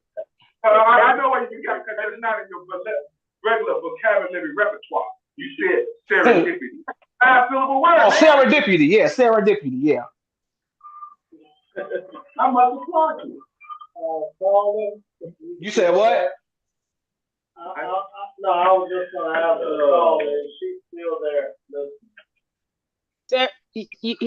You're asking me about serendipity? What? No, I was just saying it was just serendipity or just a thing. It just so happened to happen at that time. I don't think it was nothing egregious towards you. I just think it just it just happened to you. But there are predatory practices when it comes to parking on the city, and you should be able to contest that if they don't live there anymore. But at the same time, they're gonna look at it like, well, they haven't lived there in over a year. Nobody lives there. Yeah. I would like to ask you 2 questions. You've already just said they no longer live there, right? Mm-hmm. Now, Yes, the yes, next sir. is there is a fee for installation of those two poles that section off that area of the street for that park. I think the first thing, if you want to find out, if that fee has been paid, and if, as a result of going through that process, the city maintains the right to put this parking area off for that person who lives at this address, who qualifies for this restrictive park. Now, before you go into court, it would be very helpful if you would have that information. If they're in compliance with the payment to reserve this parking space, and if they're not, then those poles will no longer, which will be the sign, then you can indicate, I've tried to the certain departments to have these poles removed because, you know, there's no longer the reserved parking is in effect for this family who qualified at one time with payment and the information provided to the city Department of Transportation that they needed to reserve this parking for them. So that's your challenge. One is to find out if the fee is current and paid for the erection of these poles. And two, after finding out that, then you would know what next steps. Then you contact that alderman's office to expedite the removal of those poles. And then you have that information when you go on the court. Makes sense. If they didn't pay the free fee, you must go free. Then the judge understands that. And the corporation counsel will be there at these hearings, understand that. And then your ticket will be, you know, dealt with in a good way. So you'll be happy when you leave it. Otherwise, like I say, you're looking for potential continuance of the case, pending the outcome or what information, because the person moved don't mean nothing. That means they just need to know if they're paying the city for keeping these posts put up. You see? And if the city find out they no longer live there, then they have no right, even though the fee was paid, to section or pulling off the street for their own individual park. So that's your challenge. Plain and simple. Thanks for that information. Thank you. I doubt if they're paying anything because the building just got sold and the Hispanic family that bought it, they've been doing construction on the house. It's a 2-flat. They've been doing construction on it. So nobody has even moved in there yet. So okay, thank you. That judge at this hearing, and I'm sure you'll come out of that hearing smiling, okay? All right, thank you very much. Yeah, they ain't gonna let that. They'll let that go for sure. Yeah, they'll let that go. I doubt it, man. That's the law.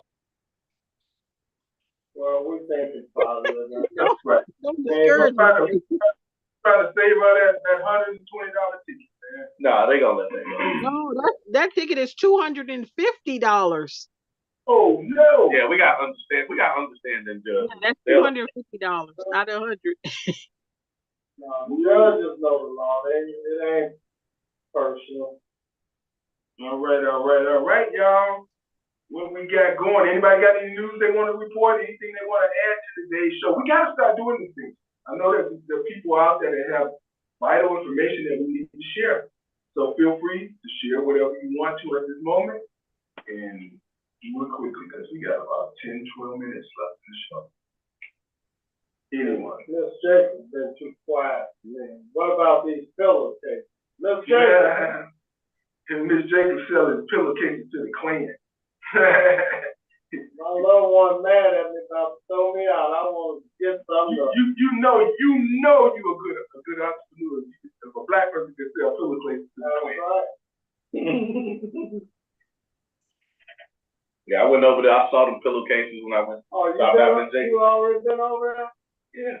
And you didn't take her no breakfast? That's why she probably Yeah. So everybody, Sam, what you got to say? Let's talk about local neighbors real quick. Sam, where are you?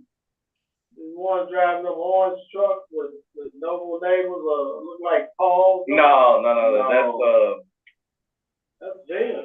No. You're talking about yeah. You're talking about good neighbors.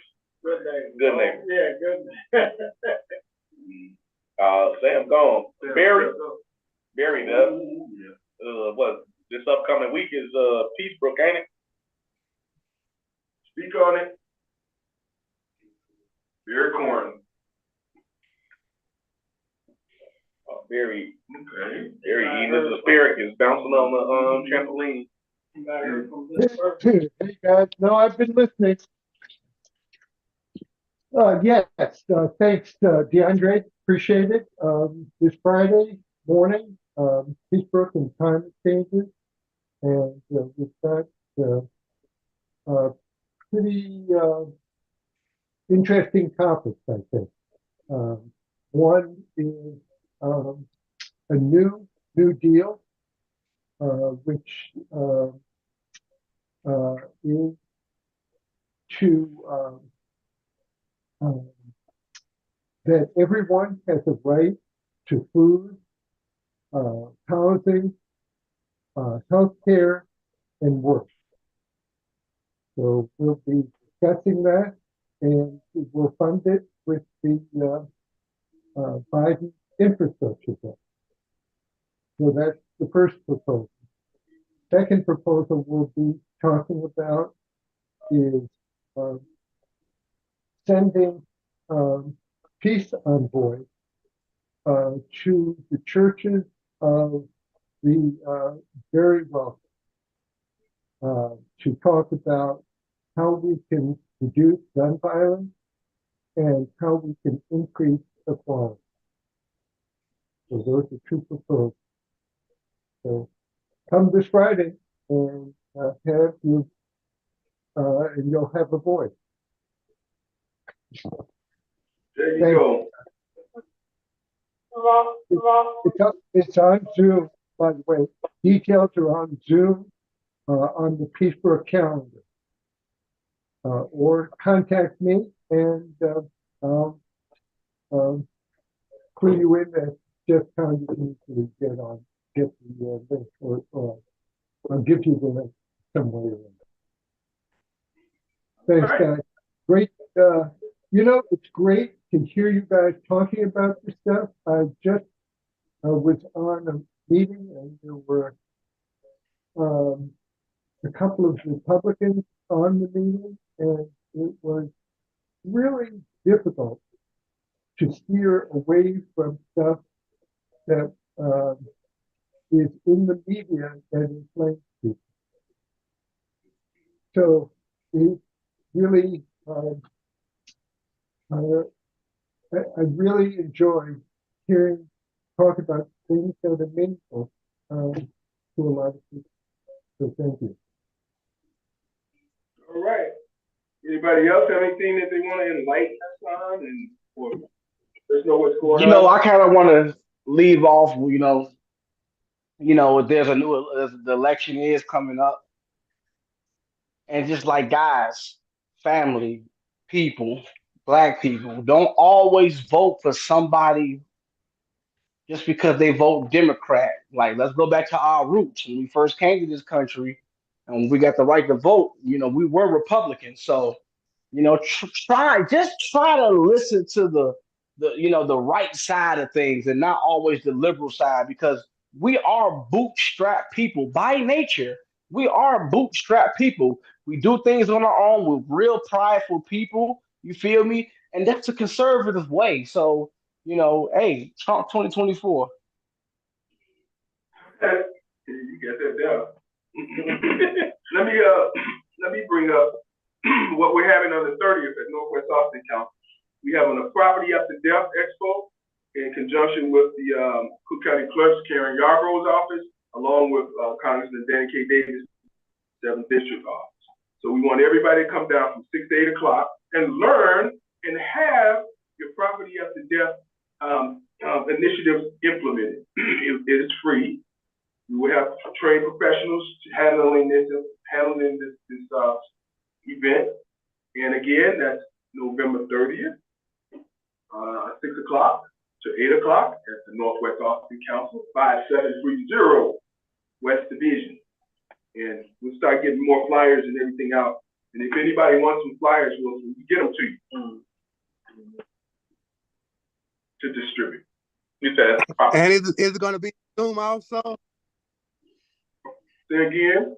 Steve, would it also be on Zoom? I think we may. This week we're doing a walkthrough with those corresponding offices, so we'll see what they want to promote. I can mention it. Okay. Absolutely. Yeah. You know what? I mean, we might as well go ahead and just start winding down. Yeah. So we'll go ahead and start with you, Mosaic. You got some final thoughts? That's for you, Mosaic. Nah, not really, man. You know, good show, good knowledge. I like that vocabulary, man. Serendipity. Oh yeah. Oh, say you got me on hold for the holidays. Give me something to read. Give me some books, man, to read, bro. Oh, you know what? Cool. You know what? To read by Miguel Ruiz called The Fifth Agreement by Miguel Ruiz. It's the only book. No, I read two books in my life: David Thoreau, Civil Disobedience, and Miguel Ruiz, The Fifth Agreement. You know what I'm saying? My brother had recommended that to me, and I read it. That's the best book I've ever read. It's the Bible to me. The Fifth Agreement or the Fourth Agreement? Oh, you know what? He got two. I forgot which one I read. Is he? Right, I think I read the fourth. I think I read the Fourth Agreement. The Fourth Agreement by Miguel Ruiz. He a Spanish cat. You know what I'm saying? He might be from Harlem. So yeah, check him out. I'm surprised you didn't say your guy's book, Art of the Deal. You know, I like Trump, but I ain't gonna read this book. You know what I'm saying? I'm gonna keep it 100. I like him, but I ain't gonna read the book now.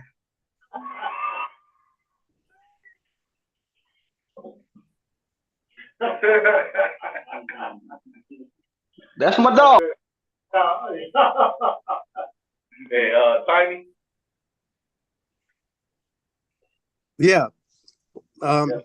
Well, all I can say, it's always good to be among right, like-minded people and keep up the good work. Yes, sir. Hey, did you go to Reverend Jake's event last night? Last night. No. Okay. No, I didn't. I've been having a bad cold. I was at home. Oh, okay. I was told, I was asked about it. Said since he's a peacemaker, that they were doing a hosting event for him at Robinson Rio. We didn't get invited. Right. Yeah. Yeah. That was Kick to the curb. Yeah, we gotta check out that. Kick to the curb. All right. Miss Jacobs.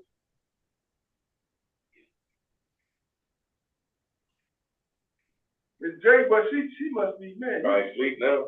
Yeah, you put it in the lullaby mode. We got iPhone. What's that? We got a final thought. iPhone. Barry. He gave his. Oh, he did. Okay. Camila. Well, I just want to say thanks. It was very informative speaking with you, gentlemen, and lady Miss Jenkins. I enjoyed the conversation. Got some help on a situation with the ticket, so I appreciate that information. I want to also say welcome to Fatherhood. Every first and third Sunday, we're out feeding the community. We now are working out of Clare Christian Church at 14th and Pulaski. So we do a clothing drive and food giveaway every first and third Sunday of the month. That's right. Did you ever work with Reverend Dale Kelly? Yeah, Reverend Kelly is not there any longer. He retired. So the pastor now is Ed Bickham. And Ed Bickham's a young man. He came up in my youth group now. He's the pastor there, and he works out of Sankofa over there on Roosevelt. All right. Yeah. Family member, Reverend Kelly out of Galesburg. Oh, you are? Yeah, I was in that community 15 years. I was one time married to the book. Oh, I might have met you in person. Oh, okay. And this, her name's Brown now. Dina, she's a school teacher and the priest. I know she's a member of that church. You said her name is Miss Brown? Yes, that's her married name. It was the group, the boys, Dina first name. But yeah, she's Nadine, you said? Dina. D-A-N-N-A. Oh, you mean Dina? Oh, you mean Dina Dubose? Dina Dubose. Yeah, I used to work with Dina in when I was teaching District 88. She was the music teacher out there in District 88, and then she went to the high school. And also her aunt, who was our minister of music for years, Miss Constance Dubose. Yeah, so y'all got a lot of music history going there. Yes, yes, sir. Well, like you said, I may have met you. I was there a couple times at their anniversary, buying Reverend Kelly, like I said. Oh, I sing in the choir, so yeah, I probably have met you before. There you go. All right, then. What you got, DeAndre? You know what? So I'm gonna keep saying this until I get all my participants. So I'm at the participant recruitment stage of my dissertation research. And for all those that's listening, if you work in a nonprofit that services the West Side as well as live on the West Side as the study defines it, Austin, Garfield, Lawndale, and Humboldt, and you 18 and up, you're eligible to be on my study. And I'm just looking for participants. I got about 10, so I need 60. And we've decided to launch the week of January 15th, which coincides with Martin Luther King's birthday. And we're going to do this thing for 1 month. It's only going to be a 1 hour first week and last week, which first week is just introduction to the study. Last week is a debrief. And the middle 2 weeks are going to both be 2 hours long. And we're going to focus on the training, the actual training in those 2 hours. And it's developing the capacities of hope, optimism, resiliency, and self-efficacy. So, all right. Looking forward to getting that going. Again, we're going to start the week of January 15th, and we need 60 participants. So if y'all know anybody that can fit the bill, send them my way, and I can go and get them signed up so I can see what I'm working with. But I feel confident now that we got a date. Oh, and the 2 times we're looking at is potentially Wednesday at 6 p.m. and Saturday at 10 a.m. This is a mentorship program you're talking about? No, this is for my dissertation. This is a research study that I'm conducting to develop the psychological capacities of hope, self-efficacy, resiliency, and optimism. And what is the age group of the participants you're looking for? So 18 and up, but you have to work in a nonprofit that services the West Side, and you have to live on the West Side to be eligible for the study. Okay. The goal of this study is to basically determine if through these trainings you can develop this capacity of psychological capital, but not only that, if when trained, will people that support these communities actually give better service, feel more connected to their work, and feel more mentally well, have more mental well-being. And so this is what we're trying to find out. So gotta help a brother. Help a brother out. Yeah. Oh, and then the last thing, so I won't be here the next couple weeks. Going out of town. My fellowship is ending. I've been in the fellowship for the last 2 years, which saw me go to Dallas and Pittsburgh and learn how they were change makers and advocates in their community. And so this is the culminating event. I'm going to Dallas starting on Tuesday to Friday. I'll be in Dallas so that I can learn. Not learn, so that there's a big conference called Upswell where all these change makers come together. And on Friday, we're going to present our capstone for our 2-year project that we've been in. But I won't be there because I will then be flying over to Philadelphia because I'll be at a conference there at the American Society for Criminology, talking about the MPI program and what I've been doing for NYU since I've been hired with them and now as a district council person. And then from there, I'll be flying over to Vegas until Wednesday. And so all right. Got a bunch going on. Sound like you got things together. Man, I need it too. Need that break. All right, winding down, man. Oh yeah, you ain't got nothing? Oh yeah, you said it already. Arnold, do you ain't got nothing, Arnold? No, other than next Sunday, 4 o'clock is our last meeting for this year, the coalition, from 4 to 6. Anyone interested, they can zoom in on the Zoom link for this podcast. Steve has that information. Same as it ever was. The same as always been, and I mean, you join in. Tiny, you tell all the other peacemakers. Yes, sir. I'll be there. Yeah, okay. But it's Zoom, so join in, and we'll update you on the. Right. Let's close it out, y'all. Oh, you got to tell about that pod. What pod? Property after death. I did. Oh, you did? Yeah, you already did. Okay. Yes, sir. All right, y'all. So y'all know. Okay, y'all know how we do this thing. Every Sunday from 6 to 8, we bring in Northwest Office Council. There's various ways you can interact with the show. Facebook, YouTube, or the Zoom. If you're on that Zoom, you write in the show. You can comment wherever you like to comment at. If you're on the Facebook or the YouTube, all you got to do is write your comments, and we'll be able to see them and throw you in the show that way. Unless you want to transfer to Zoom and just talk to us. Either way, man, just share the show, y'all. Let's continue to make this thing get larger, more perspective, and we have even better conversations and solutions. So with that, like I said, we got open seats at the table. We just trying to welcome y'all on home. Oh, DeAndre, one last announcement. Yes, sir.